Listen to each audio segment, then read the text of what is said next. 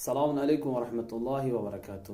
ہم نہایت شکر گزار ہیں آپ کی کہ آپ نے یہ کومنٹ کیا، اور انشاءاللہ آپ کا یہ کنفیوژن دور ہوگا انشاءاللہ آج، چونکہ جس طرح سے آپ نے سوال کیا ہے ڈفرنس بٹوین ایمالا اینڈ لین۔